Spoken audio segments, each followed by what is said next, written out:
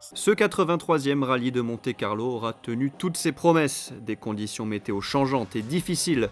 Un scénario à rebondissement. Au final, ce Monte-Carlo, c'était une attraction avec le retour de Sébastien Loeb et Daniel Elena. Une interrogation, qui allait sortir vainqueur du duel au sommet entre Ogier et Loeb. Pour au final une confirmation, la suprématie de Volkswagen avec un triplé pour la Polo Air WRC. Pourtant, dès la première spéciale, Sébastien Loeb frappe fort. Il remporte le S1 et relègue Sébastien Ogier à plus de 30 secondes.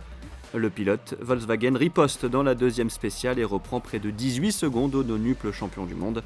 Le duel est bel et bien lancé.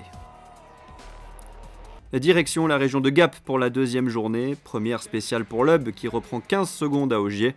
Toujours très rapide, Robert Kubica remporte les ES 4, 5 et 7 au volant de sa Fiesta RS. Vient alors le tournant de ce rallye, 8e spécial, Sébastien Loeb, alors deuxième du général à 8 secondes d'Ogier, commet une toute petite faute, une erreur lourde de conséquences puisque le nonuple champion du monde laisse filer 10 minutes dans cette spéciale. À la fin de la deuxième journée, Ogier est en tête avec un matelas d'1 minute 45 sur son coéquipier Latvala.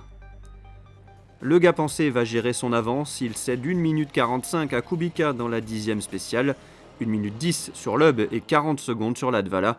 Ogier évite tous les pièges et aborde la dernière journée de ce rallye avec 42 secondes d'avance sur Latvala.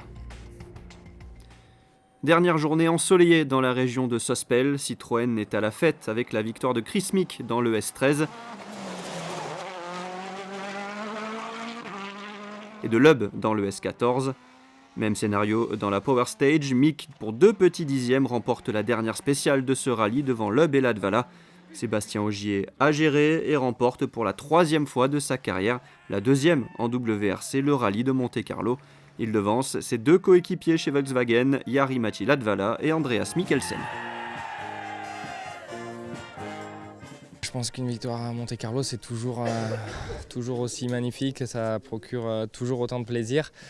Surtout que cette année, le rallye a été une fois de plus vraiment difficile, des conditions très piégeuses qu'il a fallu surmonter, mais à l'arrivée, une autre victoire qui me permet de commencer la saison 2015 de la meilleure des manières.